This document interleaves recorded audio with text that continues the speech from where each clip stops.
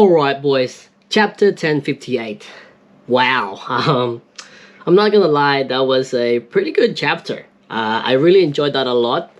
It was pretty much what I was expecting after leaving Wano. It was your typical chapter after an arc has ended. We get the rest of the Straw Hat bounties and we get more information about what is going around the One Piece world, which is always like really good to know about. It's not just Oda leaving the rest of the information about the world of One Piece on the side. He's actually providing us background scenes of what's going on around the world. We get to see developments with the Shichibukai,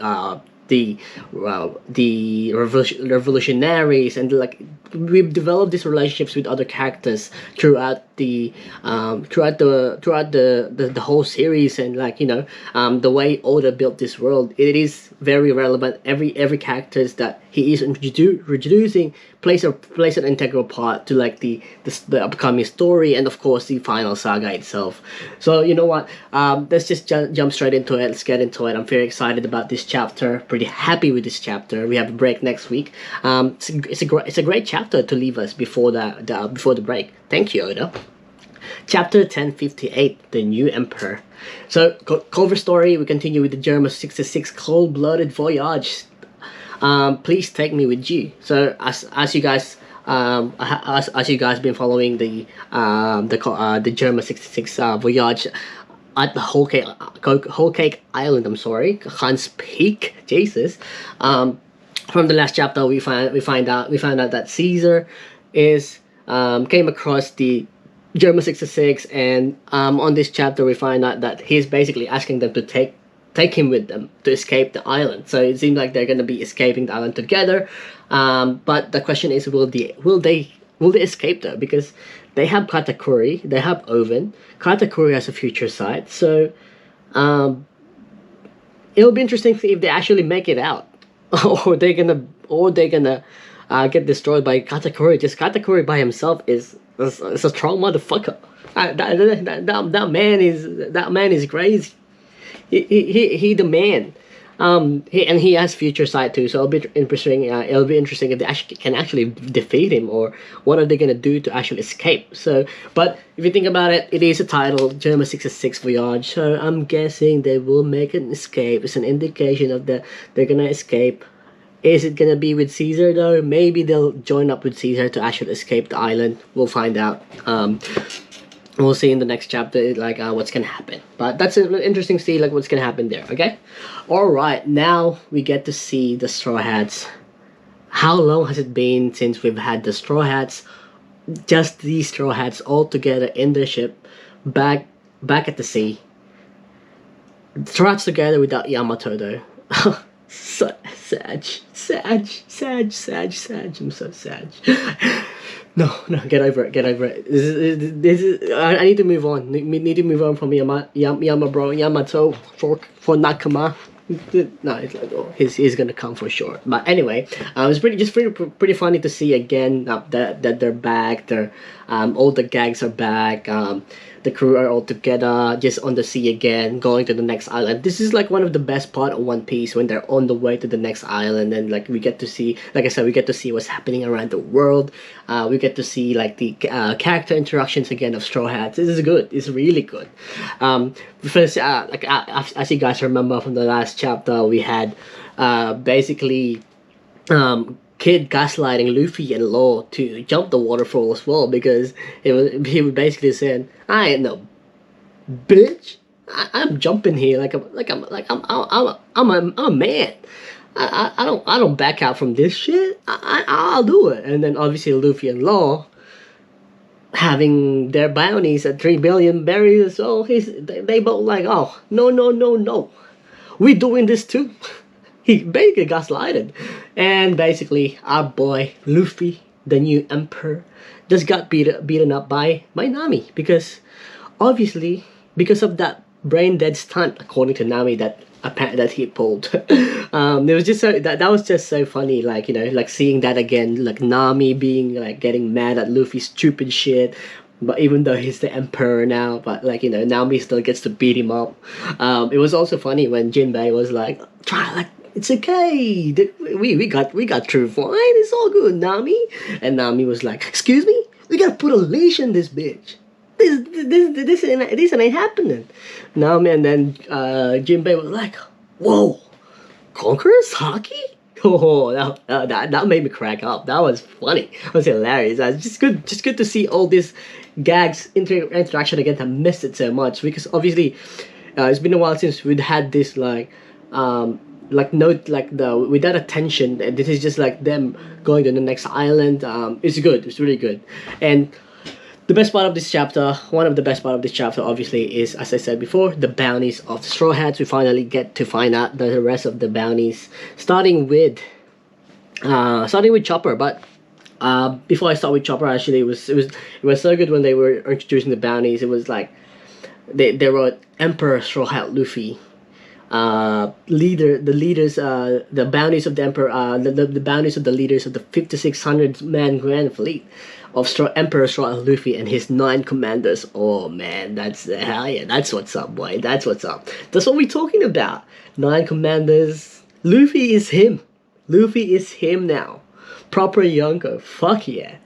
But yeah, that was just so cool to see, like, to read. That was made me so happy. But moving on to bounties, we got our boy Chopper. Starting with Chopper, this is good. He got $1,000 berries. Going up from $100, 100 berries. But honestly, like, they still think Chopper is this meme of a character, the pet of the Straw Hats. For some reason, they just don't see what he does on the battlefield. But I guess during the raid he didn't really do much, to be honest with you. Like, he was just running around. They had a little dust up with Big Mom along with Usopp, but that's about it. And obviously he did like big things too, like he cured the virus that Queen spread throughout the raid. And obviously he gave Zoro the cure, I guess, the medicine that made him see made him be able to fight again. So I guess he did some stuff. Like, fighting wise, I don't think he really literally contributed a lot of things. We do get Nami getting 366 million berries. Well deserved. She did fought ulti. We have Brook with 383 million berries, which same with Chopper. He didn't really get much action, like the other Straw Hats. He was with Brook pretty much the whole raid, but Robin, Brook was with Robin pretty much the whole raid, like on the Onigashima. But Robin was pretty much the one that was like fighting, and he was just there like as I guess like assistant. Like, he was just like, "Oh, you done now? I'll rescue you. You need saving? Yeah, I guess I'll help you out." That's about it. Like, nothing too big. He didn't fight any like big characters. If I'm gonna say that, I guess. We get Mr. Frankie himself with 394 million berries. But the picture apparently on his bounty is the 1,000 Sunny. That was pretty funny. We had God Usopp. Like, that nickname actually stuck now after Dressrosa. 500 million berries. That's actually so funny. And obviously, like, we get to see him like being scared. Like, "Oh, why is he going up? I don't want this." My girl Robin, of course. 930 million berries, of course. I mean, she did defeat Black Maria, and of course her history that plays a part on it. And of course we get the 3 strongest crew members of the Straw Hat Pirates after Luffy. We get Sanji as at number 4 at 1.32 billion berries after defeating Queen. Jinbei with 1.1 million berries, fighting who's who. I mean, from the Tobiropo, and of course Mr. Zoro himself with 1.1 billion berries and 1,100. I probably said that wrong, but yeah, 1.1 billion and 100 million and 1,100,000. 1,100 berries. So yeah, so he's like the second top of the bounties. Of course, before Luffy. We get to see like the Zoro and Sanji interactions. So once again, Zoro just basically saying, "Oh, don't worry about the number 4." Mr. Number Four, Sanji himself. But obviously, like from what I think, I guess like the bounty makes sense because obviously we have Zoro who basically fought against Big Mom and Kaido as well at the Roof Beast. So it just makes sense. It's all good. Sanji stance like he's still number four. But if you're gonna ask me, I would put Zoro, Jinbei. No, sorry, Zoro, Sanji, and Jinbei in terms of like the strength, overall strength. So that's what I'm thinking. But Sanji stance don't come for me. Don't come at me. I'm just saying what I think. Opinion matters. But anyway, moving on, we get to find out what's happening with Buggy, Mihawk, and Crocodile, and like cross guild, like the most important part. Like this is a big thing that was introduced a few chapters ago, and like it was good. It was we all like honestly like this cross skill, like Oda actually like made me think for a bit that like wait, maybe Buggy is for real. Watching YouTube videos and all that kind of stuff, maybe Buggy had a secret like identity or a secret powers that he's just not showing us. Like he's about to show his true colors, or like his strength, like But nope. Luffy was right all along. Luffy was right. He's still an idiot. He's just an idiot. So him being an emperor was basically an accident. He didn't thought about Cross Guild. He didn't create Cross Guild. It was basically Crocodile and Mihawk that created Cross Guild, and we get to see like on this chapter where Mihawk and Cross Guild basically saying like, oh, what is going on here, Buggy? Do you want to die? Do you? Why are you the top dog on this Cross Guild when we're the ones stronger than you? Basically, like, you're nothing. You're a slave. We can kill you here right now. Like, it's just funny to see that Buggy is still the clown. He's just an idiot, like Luffy said. Like, there's nothing with him.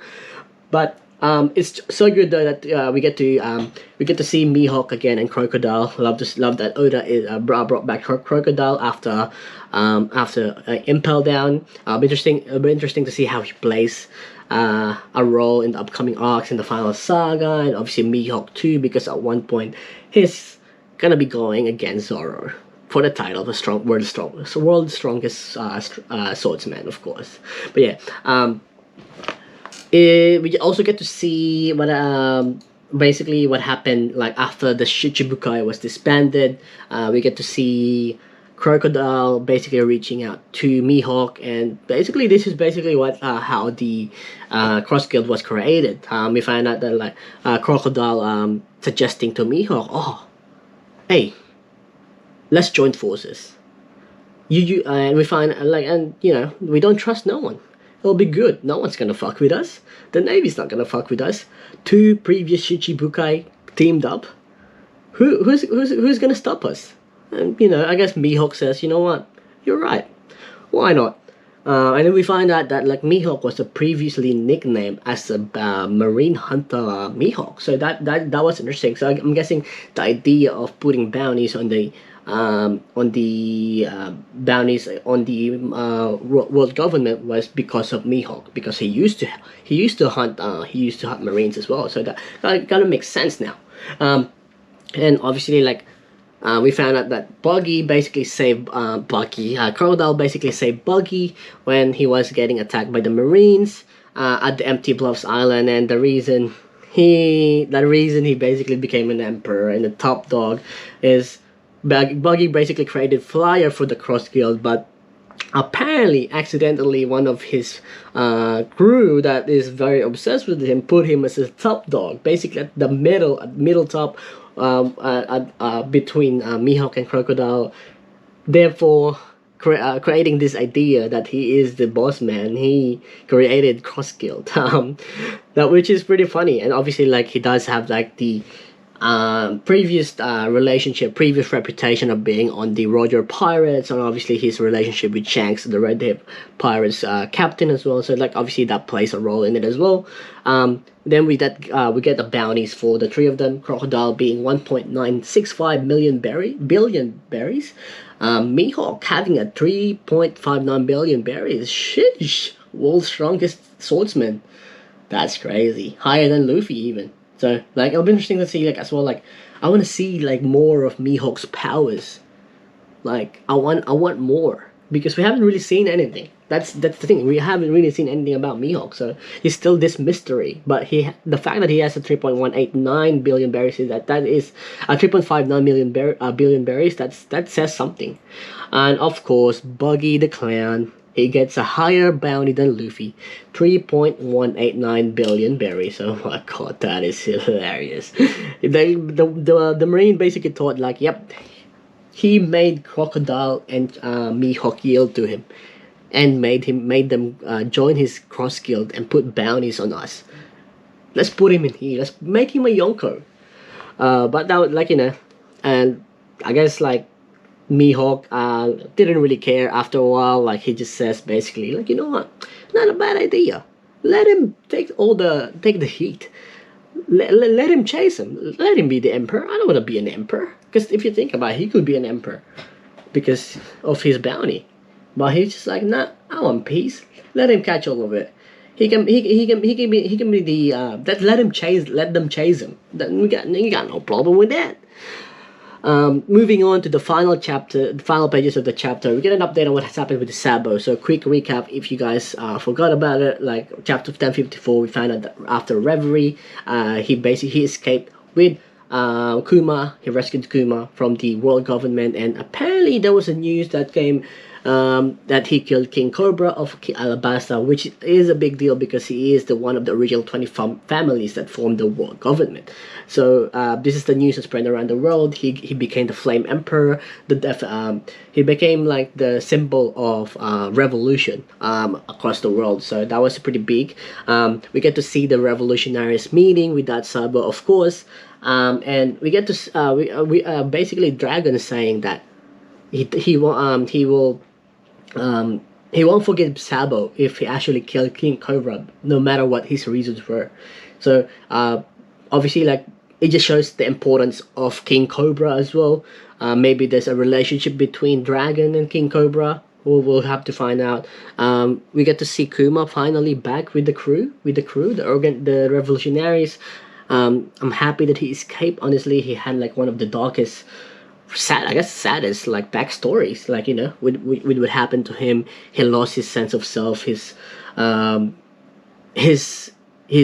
being a human, it was gone because of what the Dr. Vegapunk did to him. So I'm pretty happy that he's back. And in the end, we get Sabo calling the revolutionaries, like while the world government listening to the call. So I guess guessing the next chapter we get more information about Sabo's whereabouts, what happened, what actually happened. Did he actually kill King Cobra? I don't think he is dead. I don't think he killed King Cobra. This might be just a ploy. Maybe we get to see Vivi as well. This is exciting, guys. The cogs are turning, the wheels are turning, developments are happening around the world of One Piece, and we are seeing what is going around the world. And I'm very excited to see how this will impact the story moving forward, and how will it play out in the upcoming sagas, upcoming arcs for like that will lead to the final saga. So let me know let me know what you guys think. Let's end this here. Did you guys like the chapter? Did you guys pick up anything on the chapter that I missed? Let me know in the comment section, guys. I appreciate it. I really enjoyed that chapter overall. It was a very solid one. We go on a break. It was a good chapter before the break. Guys, let me know. I'd love to know your thoughts. But that's it for the day, guys. Don't forget to sub if you haven't already. It'll be much appreciated. I'll love you forever. See you guys next chapter. Peace out. Peace.